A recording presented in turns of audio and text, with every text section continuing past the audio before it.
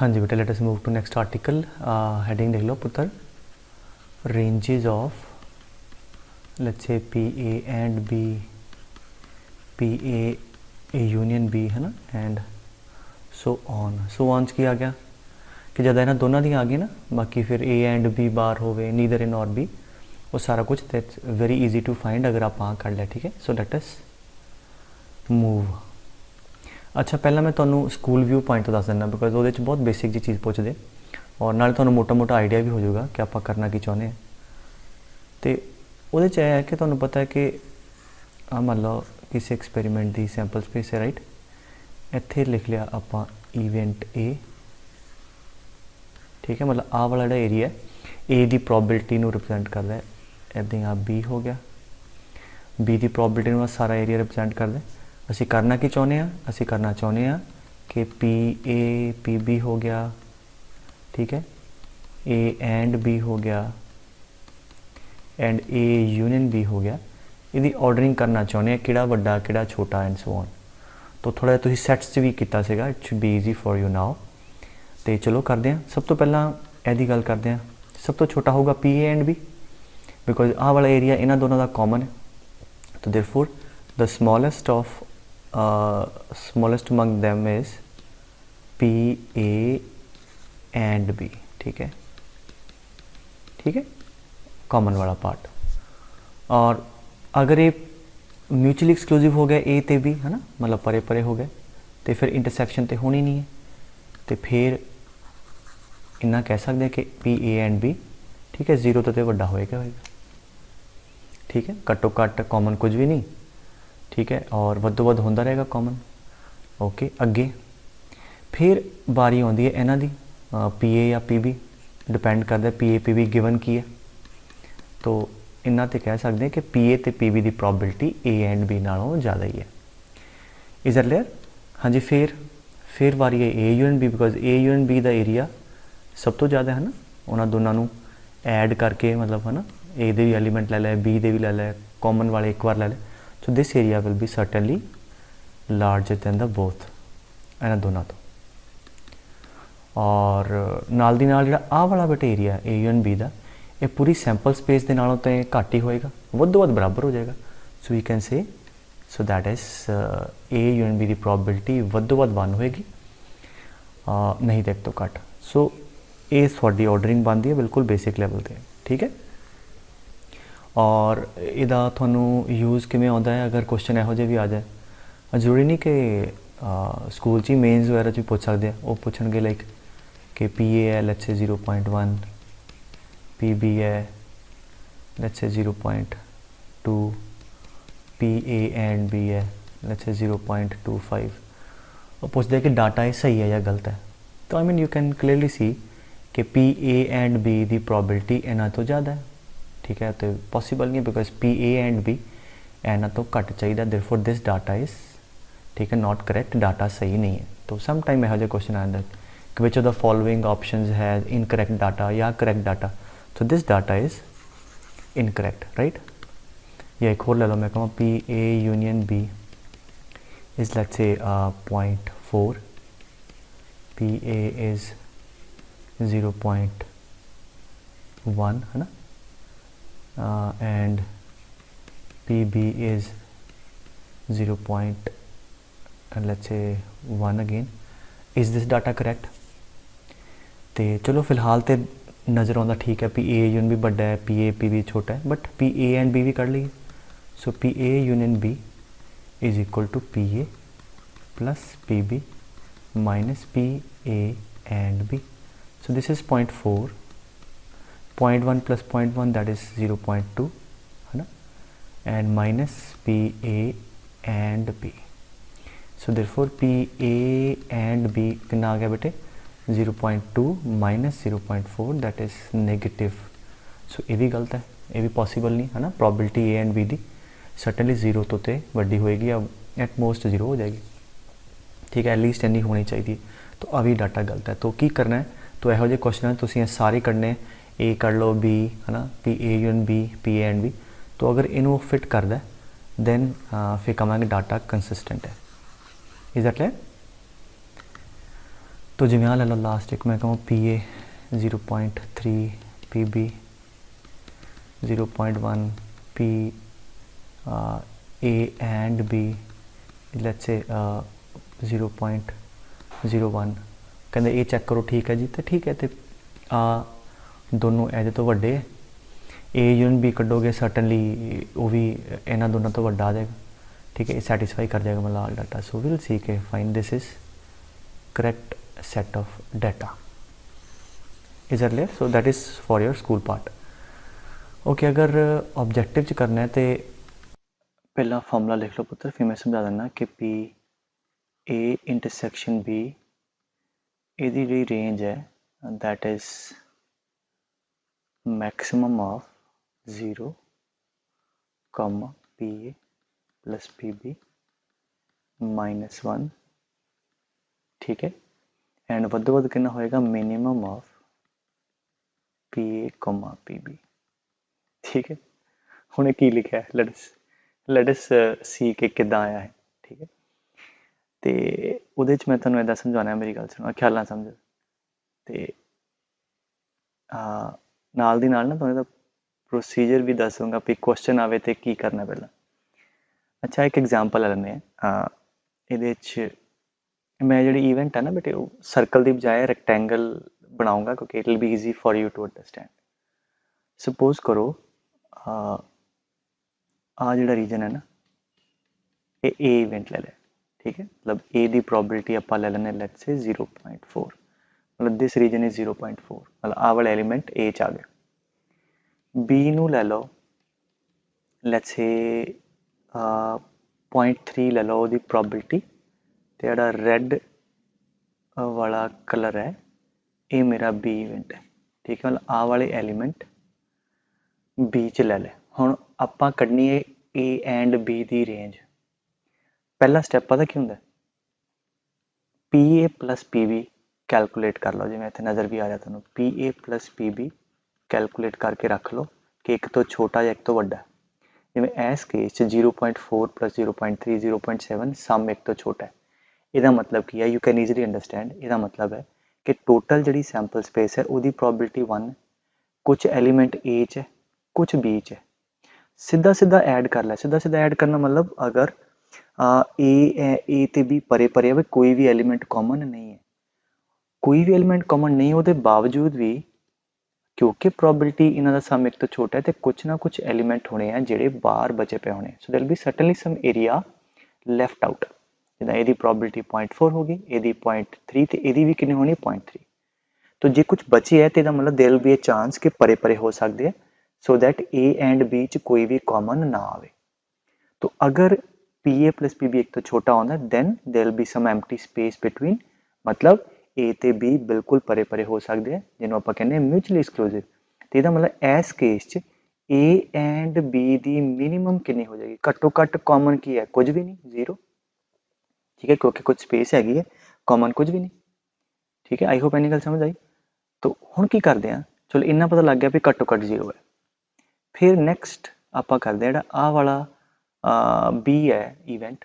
हुण ए दे नाल ना कुछ कॉमन कराना चाहुंदे हैं let us make some area common ठीक है क्योंकि आप रेंज कढ़ रहे हैं रेंज इस केस घट्टो घट्ट 0 आ गई तो इत्थे ले लिया आप ए ठीक है लेट्स से दिस इज ए थोड़ा हो गया बी बी हाँ कलर बी वाला हुण आ जिहड़ी रैक्टेंगल है ना इनू इधर लैके जाओ ਇਹਦਾ ਤਾਂ ਏਰੀਆ ਸੀਗਾ 0.4 ਹੁਣ ਫਿਰ ਆਪਾਂ ਕਾਮਨ ਕਰਾਉਣਾ ਸ਼ੁਰੂ ਕਰੀਏ ਕੁਝ ਠੀਕ ਹੈ this is A this is B ਤੇ ਹੁਣ ਥੋੜਾ ਜਿਹਾ ਕੁਝ ਐਲੀਮੈਂਟ ਕਾਮਨ ਹੋ ਗਏ ਠੀਕ ਹੈ तो मतलब A एंड B ਵਧਣਾ ਸ਼ੁਰੂ ਹੋਇਆ 0 ਸੀਗਾ ਇੱਥੇ A एंड B 0 ਸੀ ਫਿਰ ਵਧਿਆ ਹਾਂਜੀ ਹੋਰ ਅੰਦਰ ਲੈ ਜਾਓ ਤੇ ਕੀ ਹੋਊਗਾ ਹਾਂਜੀ what will happen ਹਾਂਜੀ क्योंकि डाटा आप इदां लिया कि PA PB तो ਵੱਡਾ लिया सो देयरफॉर आ तो साडा A सीगा है ना तो हुण की होगा जब आ अंदर बिल्कुल आ जाएगा तो सारा दा सारा B A च जद आ जाएगा जिदा मैं डायग्राम बनाना फॉर एग्जांपल आ तो ये की हो गया सो हुण A इंटरसैक्शन B जिहड़ा है दैट इज मैक्सिमम कॉमन सारे दे सारे एलीमेंट आ गए ਵੱਧ ਵੱਧ ਹੁਣ ਕਿਹਦੇ ਬਰਾਬਰ ਆਇਆ ਦੱਸੋਗੇ? ਆ ਸੀਗਾ B, ਆ A ਹੈ। ਹੁਣ ਕਿਉਂਕਿ ਸਾਰੇ ਕਵਰ ਹੋ ਗਿਆ ਔਰ A ਤੇ B ਚੋਂ ਛੋਟਾ ਕਿਹੜਾ ਲਿਆ ਸੀ ਆਪਾਂ? B, ਤੇ ਜਿਹੜੀ B ਦੀ ਪ੍ਰੋਬੇਬਿਲਿਟੀ ਹੈ ਉਹੀ A and B the probability ਹੋਵੇ। ਤਾਂ A and B the maximum value ਕਿੰਨੀ ਹੋਈ ਵੱਧ ਵੱਧ? A ਤੇ B ਤੋਂ ਜਿਹੜਾ ਛੋਟਾ ਹੈ, ਕਿਉਂਕਿ A ਵੱਡਾ ਹੈ ਨਾ ਪੁੱਤਰ, ਤੇ ਕਾਮਨ ਵਾਲਾ part he A and B ਹੈ, ਤੇ ਕਾਮਨ ਕਿਹੜਾ? ਜਿਹੜਾ ਛੋਟਾ ਵਾਲਾ। Minimum of P and PB। S case ਤੇ ਬੇਟੇ ਮੈਂ ਡਾਟਾ ਦੇ ਦਿੱਤਾ ਸੀਗਾ ਨਾ 0.4 ਤੇ 0.3, A ਰੈਕਟੈਂਗਲ ਵੱਡੀ ਲੈ ਲਈ। ਹੁਣ ਮੰਨ ਲਓ ਕੋਈ ਕੁਐਸਚਨ ਹੈ, ਮੈਨੂੰ ਨਹੀਂ ਨਾ ਪਤਾ, ਉਹ 'ਚ ਹੋ ਸਕਦਾ B ਵੱਡਾ ਹੋਵੇ, ਤੇ ਜੇ ਉਸ 'ਚ B ਵੱਡਾ ਹੋਏਗਾ ਤੇ ਫਿਰ ਛੋਟਾ ਵਾਲਾ A ਹੋ ਜਾਏਗਾ। तो therefore minimum ਜਿਹੜਾ ਦੋਨਾਂ ਦਾ ਆ that will be the maximum of A and B। ठीक है, I suppose I made by this diagram clear कि ਪਹਿਲਾਂ A and B ਪਰੇ ਪਰੇ ਘੱਟੋ ਘੱਟ 0, ਫਿਰ ਕਾਮਨ ਵਾਲਾ ਪਾਰਟ ਵਧਿਆ, ਵੱਧਦਾ ਵੱਧਦਾ ਸਾਰੇ ਕਾਮਨ ਆ ਗਏ। ठीक है, तो ਇਹ ਕਦ ਹੈ? जब there is some space between, मतलब PA plus PB एक तो छोटा है। ਹਾਲੇ ਮੈਂ ਆ ਚੀਜ਼ ਐਕਸਪਲੇਨ ਕਰਨੀ ਹੈ। ਠੀਕ ਹੈ, ਸੋ ਨਾਓ ਇਹ ਤਾਂ ਸੀਗਾ ਪਹਿਲਾ ਕੇਸ। ਸੋ ਪਹਿਲਾਂ ਤੁਸੀਂ PA plus PB ਚੈੱਕ ਕਰ ਲਿਆ ਨਾ। ਹੁਣ ਆ ਦੇਖੋ, ਮੰਨ ਲਓ ਇਦਾਂ ਦਾ ਕੁਝ ਸੀਨ ਦਿੱਤਾ ਹੈ। ਲੈਟ ਅਸ ਸੇ PA ਪੁੱਤਰ ਉਹਨੇ ਦੇਤਾ 0.8 ਲੈਟਸ ਸੇ, ਐਂਡ PB ਦੇਤਾ ਹੈ ਉਹਨੇ 0.4। ਹੁਣ ਸਮ ਕਿੰਨਾ ਹੈ? 0.8 plus 0.4 ਇੱਕ ਤੋਂ ਵੱਧ ਗਿਆ। ਇਹਦਾ ਮਤਲਬ ਕੀ ਹੈ? ਇਹਦਾ ਮਤਲਬ ਆ ਬੰਦਾ ਇੱਥੇ, ਇੱਕ ਮਿੰਟ, ਆ ਤੇ ਹੋ ਗਿਆ ਤੁਹਾਡਾ ਮੰਨ ਲਓ A ਇਵੈਂਟ। ਠੀਕ ਹੈ, ਆ ਵਾਲਾ क्योंकि 0.8 है तो दैट विल कवर 0.8 एरिया है ना 1 ਦਾ, तो ਇਹਨੂੰ A ਮੰਨ ਲਿਆ। ਹੁਣ B ਦੀ ਪ੍ਰੋਬੇਬਿਲਿਟੀ 0.4 ਹੈ। ਹੁਣ ਸੋਚ ਕੇ ਵੇਖੋ, ਆ ਪੁੱਤਰ ਏਰੀਆ 0.8 ਹੈ, ਇਹਦਾ ਮਤਲਬ ਬਚਿਆ ਕਿੰਨਾ ਵਾਲਾ? 0.2। तो अगर B ਨੂੰ ਬਿਲਕੁਲ ਪਰੇ ਲੈ ਜਾਈਏ, ਹੈ ਨਾ, ਘੱਟੋ ਘੱਟ ਕਾਮਨ ਕਰਾਉਣ ਦੀ ਕੋਸ਼ਿਸ਼ ਕਰਦੇ ਹਾਂ, तो ਘੱਟੋ ਘੱਟ ਕਾਮਨ ਹੋਏਗਾ B ਆ ਵਾਲਾ ਵੀ ਲਏਗਾ, ਹੈ ਨਾ, ਆ ਵਾਲਾ ਏਰੀਆ 0.2। ਤੇ ਹਾਂਜੀ ਹੁਣ ਦੱਸੋ, ਗੈਸ ਕਰ ਲਿਆ ਹੋਣਾ। तो अगर ਆ 0.2 ਹੈ ਤੇ ਬਿਕੋਜ਼ B 0.4 ਤੇ ਉਹਨੇ ਇਧਰੋਂ ਇੰਨਾ ਕਵਰ ਕਰਨਾ ਹੀ ਕਰਨਾ ਹੈ, ਕਿਉਂਕਿ B is 0.4 तो दिस इज 0.2, तो मिनिमम ਇੰਨਾ ਤੇ ਕਵਰ ਹੋਣਾ ਹੀ ਹੋਣਾ, ਕੁਛ ਨਾ ਕੁਛ ਕਾਮਨ ਤੇ ਆਣਾ ਹੀ ਆਣਾ ਹੈ। ਠੀਕ ਹੈ, ਹੁਣ ਇਸ ਡਾਟਾ ਦੇ ਹਿਸਾਬ ਨਾਲ ਇਦਾਂ ਹੋ ਹੀ ਨਹੀਂ ਸਕਦਾ ਕਿ ਕੁਝ ਕਾਮਨ ਨਾ ਆਵੇ। ਕਦ? ਜਦ PA plus PB ਇੱਕ ਤੋਂ ਛੋਟਾ ਹੈ, तो there has to be something common। ਠੀਕ ਹੈ, ਸੋ देयरफॉर ਇਹੋ ਜਿਹੇ ਕੇਸ ਦੇ ਅੰਦਰ, ਹੈ ਨਾ, ਇਦਾਂ ਦੇ ਕੇਸ ਦੇ ਅੰਦਰ ਹੁਣ ਤੁਸੀਂ ਖੁਦ ਸੋਚੋ, ਡਾਇਗਰਾਮ ਤੋਂ ਹੀ ਦੱਸੋ। ਮੈਂ ਪੁੱਛਾਂ ਕਿ PA ਐਂਡ B ਦੀ ਘੱਟੋ ਘੱਟ ਵੈਲਿਊ ਕਿੰਨੀ ਹੈ, ਤੁਸੀਂ ਖੁਦ ਦੱਸ ਦੋਗੇ ਸਰ ਆਹ 0.8 ਹੈ ਜੀ, ਆਹ 0.4 ਸੀਗਾ ਤੇ 0.2 ਇੱਧਰ ਤੇ ਆਹ ਵਾਲਾ 0.2 ਹੋਏਗਾ। ਏਰੀਆ ਵਾਈਜ਼ ਹੀ ਦੇਖ ਲਿਆ। therefore PA ਐਂਡ B ਦੀ ਇਸ ਕੇਸ 'ਚ ਮਿਨੀਮਮ ਕਿੰਨੀ ਹੋਈ? 0.2 ਹੋਈ, 0 ਨਹੀਂ ਹੋਈ। ਠੀਕ ਹੈ, तो ਇਸੇ ਕਰਕੇ ਆ ਚੀਜ਼ ਪਿਕਚਰ ਚਾਹੀਏ। ਤਾਂ ਹੁਣ ਤੁਸੀਂ ਇਹਦੇ ਨਾਲ ਕਰੋ ਜਰਾ, 0.8 plus 0.4 ਕਿੰਨਾ ਹੋ ਗਿਆ? 1.2 minus 1 ਕਿੰਨਾ ਆ ਗਿਆ? 0.2। तो 0 ਤੇ 0.2 ਦਾ ਮੈਕਸਿਮਮ ਕਿਹੜਾ ਹੈ? 0.2। तो ਇਸ ਕੇਸ 'ਚ ਤੁਹਾਡੀ ਜਿਹੜੀ ਇਹਦੀ PA ਐਂਡ B ਘੱਟੋ ਘੱਟ ਇੰਨਾ ਹੋਏਗਾ। ਪਿਛਲੇ ਵਾਲੇ 'ਚ ਲੈ ਲਓ, ਉਹ 'ਚ ਕੀ ਸੀਗਾ ਤੁਹਾਡਾ? 0.3। ਠੀਕ ਹੈ, ਇੱਥੇ ਪਲੱਸ 0.4 ਮਾਈਨਸ 1 ਤੇ 0 ਦਾ ਮੈਕਸ ਲੈ ਲਓ। ਠੀਕ ਹੈ, ਸੋ ਦੈਟ ਵਾਜ਼ ਹਾਂਜੀ ਮੈਕਸ ਆਫ 0, 0.7 ਮਾਈਨਸ 1, ਹਾਂਜੀ ਦੈਟ ਇਜ਼ ਮਾਈਨਸ 0.3। तो ਇਹਨਾਂ ਦੋਨੋਂ 'ਚ ਵੱਡਾ ਕਿਹੜਾ ਹੈ? 0। ਠੀਕ ਹੈ, ਸੋ ਲਾਸਟ ਐਗਜ਼ਾਮਪਲ 'ਚ 0 ਸੀਗਾ ਕਿਉਂਕਿ ਪਰੇ ਪਰੇ ਸੀ। ਠੀਕ ਹੈ, ਇਸ ਕਰਕੇ ਕਾਮਨ ਸੈਂਸ ਵੀ ਚਲੋ ਹੈਗੀ ਕਿ ਯਾਰ ਜੇ ਸਮ ਇੱਕ ਤੋਂ ਵੱਡਾ ਤਾਂ ਮਤਲਬ ਕੁਛ ਨਾ ਕੁਛ ਤੇ ਕਾਮਨ ਆਣਾ ਹੀ ਆਣਾ। तो ਕਾਮਨ ਕਿੰਨਾ ਆਣਾ? ਉਹ ਇੰਨਾ ਆਣਾ। Is that clear? तो ਹੁਣ ਮੰਨ ਲਓ ਆ ਗ੍ਰੀਨ ਰੈਕਟੈਂਗਲ ਨੂੰ ਅੰਦਰ ਨੂੰ ਲਿਜਾਨੇ ਆ। ਠੀਕ ਹੈ, ਤੇ ਏਰੀਆ ਕਾਮਨ ਵਧਣਾ ਸ਼ੁਰੂ ਹੋਏਗਾ। ਹਾਂਜੀ ਕੀ ਆਏਗਾ? ਕਾਮਨ ਵੱਧਦਾ ਵੱਧਦਾ ਕਿੰਨਾ ਹੋ ਜਾਏਗਾ? ਆਈ ਗੈਸ ਹੁਣ ਤੇ ਫਿਰ ਸੇਮ ਹੀ ਆ ਗਿਆ। ਆ A ਆ ਗਿਆ ਪੁੱਤਰ ਤੁਹਾਡਾ। ਠੀਕ ਹੈ, ਹੁਣ ਰੰਗ ਦੀ ਮੈਂ ਕੇਅਰ ਨਹੀਂ ਕਰ ਰਿਹਾ, B ਸਾਰਾ ਅੰਦਰ ਆ ਜਾਏਗਾ ਇੱਥੇ। ਤੇ ਅਗੇਨ ਵੱਧੋ ਵੱਧ ਕਾਮਨ ਕਦ ਆ ਜਾਏਗਾ? ਜਦ ਹਾਂਜੀ ਸਾਰੀ ਦੇ ਸਾਰਾ ਕਵਰ ਹੋ ਜਾਏਗਾ, ਔਰ that will be what again? ਜਿਹੜਾ ਦੋਨਾਂ ਤੋਂ ਛੋਟਾ ਹੈ। ਠੀਕ ਹੈ, ਸੋ ਆਈ ਹੋਪ ਇੰਨਾ ਤੁਹਾਨੂੰ ਕਲੀਅਰ ਹੋ ਗਿਆ ਹੋਣਾ। ਤਾਂ ਪ੍ਰੋਸੀਜਰਲੀ ਕੀ ਹੈ, ਪਹਿਲਾਂ PA PB ਚੈੱਕ ਕਰ ਲਓ। ਅਗਰ ਤੇ ਸਮ ਇੱਕ ਤੋਂ ਛੋਟਾ ਤਾਂ ਮਤਲਬ ਦੇयर ਇਜ਼ ਚਾਂਸ ਕਿ ਦੋਨੋਂ ਪਰੇ ਪਰੇ ਕਾਮਨ ਕੁਝ ਵੀ ਨਾ ਆਵੇ, ਫਿਰ ਉਸ ਕੇਸ 'ਚ A ਐਂਡ B ਦੇ ਘੱਟੋ ਘੱਟ 0। ਅਗਰ ਸਮ ਇੱਕ ਤੋਂ ਜ਼ਿਆਦਾ ਕੁਛ ਨਾ ਕੁਛ ਤੇ ਕਾਮਨ ਆਏਗਾ, ਫਿਰ ਆ ਘੱਟੋ ਘੱਟ ਪ੍ਰੋਬੇਬਿਲਿਟੀ ਹੋਏਗੀ। ਵੱਧਦੀ ਵੱਧਦੀ ਫਿਰ ਆਲਰੇਡੀ ਮੈਂ ਦੱਸਦਾ ਹੀ। ਠੀਕ ਹੈ, ਤੇ ਚਲੋ ਨਾ ਮੈਂ ਇੱਕ ਕੁਐਸਚਨ ਤੁਹਾਨੂੰ ਕਰਾ ਦਿੰਦਾ। ਅਗਰ ਆਹ ਚੀਜ਼ ਸਮਝ ਆਈ ਹੈ, ਅਗਰ ਆ ਇੱਕ ਦੋ ਐਗਜ਼ਾਮਪਲਾਂ ਮੈਂ ਹੁਣ ਕਰਾਉਣੀ ਹੈ ਉਹ ਸਮਝ ਆ ਜਾਊਗੀ, ਫਿਰ ਇਹ ਤੋਂ ਉੱਪਰ ਨਹੀਂ ਕਿਸੇ ਨੇ ਕੋਈ ਪੁੱਛਣਾ। ਠੀਕ ਹੈ, ਜਿਵੇਂ ਆਹ ਦੇਖੋ, अगर मैं कਹਾਂ कि probability of A is 0.3, probability of B is 0.4, find the ranges of हाँ जी A and B and remember अगर मैं A एंड B ਦੀ ਕੱਢ ਲਈ ਨਾ ਹੁਣ ਜਿਵੇਂ ਸਿੱਖਾਂਗੇ ਤੇ ਬਾਕੀ ਕੁਝ ਵੀ ਪੁੱਛ ਲੈ A union B A and B bar et cetera et cetera ਜੋ ਮਰਜ਼ੀ ਪੁੱਛ ਲੈ ਬੜੇ ਆਰਾਮ ਨਾਲ ਕੱਢ ਸਕਦੇ ਸੋ ਇੱਕ ਸਿੱਖ ਲਓ ਬਾਕੀ ਈਜ਼ੀਲੀ ਹੋ ਜਾਣਗੇ ਸੋ ਚਲੋ ਦੇਖਦੇ ਹਾਂ ਸਮ ਚੈੱਕ ਕੀਤਾ ਸਮ ਇੱਕ ਤਾਂ ਛੋਟਾ ਹੈ ਇਹਦਾ ਮਤਲਬ ਇੰਟਰਸੈਕਸ਼ਨ ਜਿਹੜੀ ਹੈ ਹੋ ਸਕਦਾ ਪਰੇ ਪਰੇ ਹੋਣ ਤੇ ਮਿਨੀਮਮ ਜਿਹੜਾ P A and B that will be हाँ जी what greater than equal to 0 अगर इस फॉर्मूले पुट करो कितना आएगा 0 ते P A plus P B minus 1 minus 0.3 का मैक्स कितना 0 ही है ठीक है अच्छा हुण फिर वाधा वाधा वाधा कॉमन एरिया वधो वध कितना होएगा जिहड़ा इन्हां दोनों का मिनिमम है दोनों का मिनिमम कितना इत्थे ए छोटा है ठीक है minimum of both that is 0.3 आ थोड़ी रेंज आ गई गल खत्म ठीक है सो अगर डेरिवेशन समझ ली तो it's very easy to do तो आ ए एंड बी की रेंज आ गई हुण मतलब बाकी मैनू कढ़न नूं कहंदा ते बाकी आराम नाल कढ़ लांगे so no what is P A union B that is P A plus P B minus P A intersection B so P A कितना सी बेटे 0.3 plus 0.4 0.7 minus P A intersection B is P A union B so P A union B ना temporarily मैं X मान ला ठीक है और मैनू ए इंटरसेक्शन बी की रेंज पता है ये तो ये वैल्यू फिल करके एक्स की रेंज आ जाएगी सो इतों हम मैं पी इंटरसेक्शन बी कर ला ठीक है क्योंकि एक की रेंज आ गई बाकी सिंपल लीनियर इनइक्वालिटियां पुत्र इनू इधर ले जाओ तो कि आ गया 0.7 इनू इधर देना माइनस एक्स सो आ वाली वैल्यू इतने प्लग इन कर दी because I know that this thing is lying between what 0 and 0.3 और आ किधर बराबर है 0.7 माइनस एक्स सो सिंपल एक लीनियर इनइक्वालिटी सॉल्व करनी तो मेरे को एक्स की रेंज आ जाएगी which is nothing but A union B ठीक है सो जिदा ऑलरेडी मैं क्या अगर एक दी पता है तो बाकी को मसला नहीं तो चलो एक्स लिए सॉल्व कर लो माइनस ना मल्टीप्लाई कर दो ठीक है एक्स माइनस 0.7 साइन चेंज हो गया 0.7 ऐड कर दो 0.7 एक्स एंड 0.4 तो मतलब पी ए यूनियन बी की रेंज आ जाएगी 0.4 तो 0.7 दे विच इज दैट क्लियर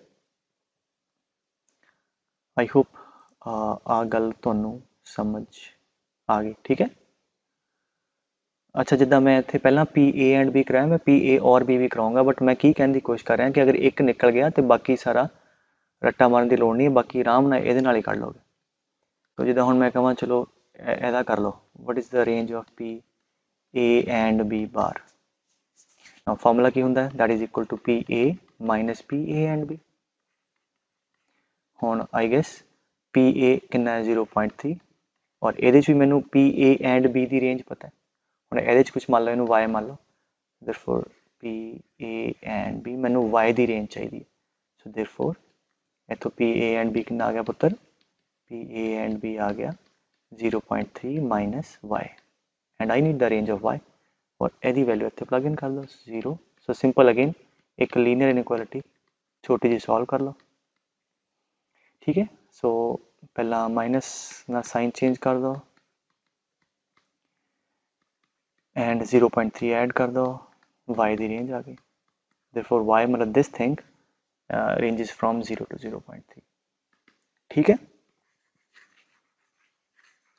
समझ आ रही गल बेटे तो जिस पहला क्या ना बड़ा कॉम्प्लीकेटेड लिखे होंगे किताबों बड़ा सीधा है तो अगर डेरिवेशन समझ आ गई तो एवें करांगे अच्छा एक दूजे वाला एग्जाम्पल भी ले लीए कि अगर पी ए ले लो 0.8 ना पी बी ले लो 0.4 हुण कहंदा जी आ सारियां दी रेंजेस कड्डो ते हुण पहला इन्हां दा सम एक तो वड्डा है तो इसका मतलब की हो गया कि पी ए एंड बी घट्टो घट्ट हाँ जी कितना होएगा P A plus P B minus 1 so as I already explained so that is 0.2 ठीक है क्योंकि एक तो वड्डा तो कुछ ना कुछ कॉमन आएगा जीरो नहीं होएगा हुण ठीक है अच्छा इधर हाँ जी वधो वध इन्हां दोनों का मिनिमम किहड़ा है 0.4 बस गल खत्म हो पी ए एंड बी की रेंज आ गई बाकी बिल्कुल सिमिलरली इन्हां दी रेंज भी कट सकते ठीक है पुत्र।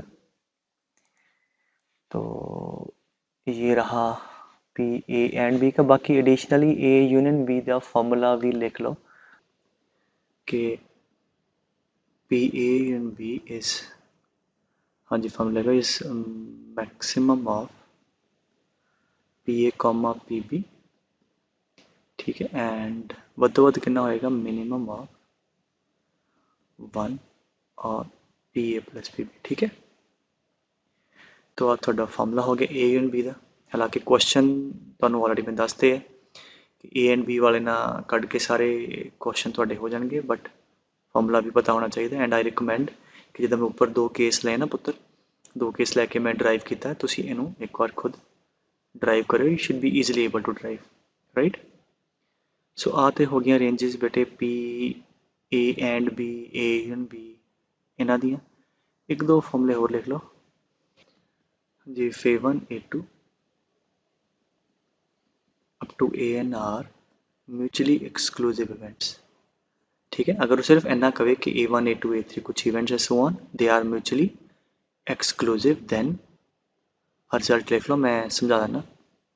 देन इन्हां सारियां दी प्रोबेबिलिटी दा सम, ठीक है, इन्हां दा summation of the probability is always less than equal to 1, ठीक है, राइट। सो अगर उन्हें कहा जी कुछ इवेंट म्यूचुअली एक्सक्लूसिव है, मतलब उन्होंने प्रोबेबिलिटी का सम एक तो छोटा है, वध तो वध एक हो जाएगा। अच्छा, अगर क्या है कि दीज इवेंट्स आर एग्जॉस्टिव, ठीक है, A1 A2 A3 up to AN are exhaustive, then इन्हों की प्रोबेबिलिटी का सम हमेशा एक या एक तो वड्डा होंदा, ठीक है। तो अगर क्या हो म्यूचुअली एक्सक्लूसिव एंड एग्जॉस्टिव, फिर सम यू नो 1 होंदा है। अच्छा हुण इनू बड़े ईजिली आपां समझ सकते हैं। Let us understand that. हुण let's say A1 A2 event मान लो, लेट्स से A3 मान लो, 3 इवेंट ले लेने। हुण म्यूचुअली एक्सक्लूसिव लिया ना, मैं कोई भी कॉमन नहीं पार्ट लिया। तो हुण अगर ये पहला इवेंट आ, दूजा ते तीजा, इन्हां तिन्नां दा सीधा ऐड करांगे, तो क्योंकि कुछ ना कुछ एरिया हले बाकी मैं छड्डता है, तो इन्हां तिन्नां इवेंट की प्रोबेबिलिटी का सम जिहड़ा है वो क्लीयरली एक तो छोटा है, हाँ एरिया बच गया। तो इसका मतलब A1 A2 A3 event mutually exclusive से सम एक तो छोटा आ गया। अगर मैं A1 A2 A3 एग्जॉस्टिव बनाता, मतलब फॉर एग्जांपल A4 में ले लेंदा चौथा, अच्छे 4 ले लिया, तो हुण की हो गया, तुहाडी सारी सैंपल स्पेस कवर हो गई, फिर सम 1 आ जाएगा। तो therefore sum of the mutually exclusive events will be less than or equal to 1। Equality कब होल्ड करेगी? when they become exhaustive। अगर वो एग्जॉस्टिव नहीं है तो सम हमेशा एक तो छोटा है, ठीक है। आई होप इतना क्लियर है। और एग्जॉस्टिव च की होंदा है, क्योंकि ऑलरेडी ऐड करके सैंपल स्पेस बनी होंदी है, तो मतलब प्रोबेबिलिटी का सम एक या एक तो ज़्यादा आना ही आना। और अगर कोई एलिमेंट कॉमन आ गया फिर एक तो वध जाएगा सम, और अगर कॉमन नहीं आया मतलब म्यूचुअली एक्सक्लूसिव ही रहते हैं बट एग्जॉस्टिव है, फिर सम 1 आ जाएगा। मैं जो बोलिया वो की बोलिया, मान लो 2 केस ले लो, लेट्स से 4 5 6 है ना। Let me just take H ले लो 1 2 3, B ले लो 3 4 5 6, ठीक है। हुण दोनों इवेंट एग्जॉस्टिव है, क्यों? क्योंकि A and B sample space है, आ भी दोनों एग्जॉस्टिव है, इच भी A and B sample space है। हुण इहदे च A ते B की प्रोबेबिलिटी कितनी है? सम कड्डो, इहदा 3/6, हाँ जी आ कितना 4/6, सम एक तो जड, ठीक है। इहदे च summation of the probabilities is, हाँ जी वॉट, 7/6। वो आना ही सी क्योंकि कॉमन एलिमेंट आ गया। तो अगर तो कुछ कॉमन एलिमेंट आ गए फिर सम एक तो वध जाएगा, ठीक है। अगर कॉमन नहीं आया मतलब म्यूचुअली एक्सक्लूसिव रहते हैं तो फिर सम 1 आ जाएगा। जिवें इहदे केस 3/6 3/6 1 है। तो अगर उन्हें कल्ला एग्जॉस्टिव क्या है तो फिर सम हमेशा एक तो ज़्यादा आएगा। एक कद आएगा? जब कॉमन कुछ ना हो, जब इत्थे इक्वलिटी कद होल्ड करेगी when they are mutually exclusive, ठीक है। I hope enough said. बाकी इन्ना तो पता ही कि कोई भी इवेंट है वो probability that should be lying between 0 and 1। सो ये तो थोड़ा हो गया रेंजेस ते इनइक्वलिटी दे, है ना। तो let us do some problems, some more problems। Okay चलो आ कर ही लैने पहले मोरे आ गया। वो कहता है कि ABC 3 इवेंट है विच आर म्यूचुअली एक्सक्लूसिव। ठीक है सिर्फ इन्ना क्या वो कहता है कि find the set of the values of x. Now क्योंकि म्यूचुअली एक्सक्लूसिव है तो यू नो वन थिंग कि PA plus PB plus PC should be less than equal to 1 आ तो एक इनइक्वालिटी ट्रू होनी चाहिए बिकॉज ऑफ दिस। दूजा क्योंकि बेटे हुण देखो ABC उन्हें एक्स की टर्म दित्तियां वेरीएबल है और प्रोबेबिलिटीज़ पुत्र किसी भी इवेंट दियां PA होवे B होवे C होवे that should be lying between 0 and 1। तो अगर आ दोनों कंडीशन सैटिस्फाई हो गई तो जो सानू गिवन है वो आपां लाता तो मतलब दोनों ट्रू होने चाहिए। तो let us begin with basically linear inequality का सवाल है हुण। हाँ जी पहला अगर आ नंबर एक प्रोबेबिलिटी को रिप्रेजेंट करता है देयरफॉर आ जिहड़ा नंबर है it should be lying between 0 and 1। ठीक है इनू सॉल्व कर लांगे ऐदां ही दूजे च PB भी एक प्रोबेबिलिटी है देयरफॉर आ वाला नंबर जिहड़ा वो भी 0 और 1 दे विच लाई करे।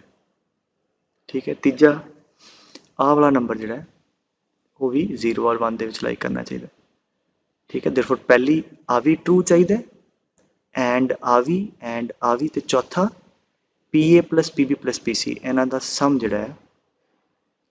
ठीक है मैं कंडीशनल ला दांगा calculation I put to you put करके you can put in comment section और दस्यो किहड़ा ऑप्शन सही है।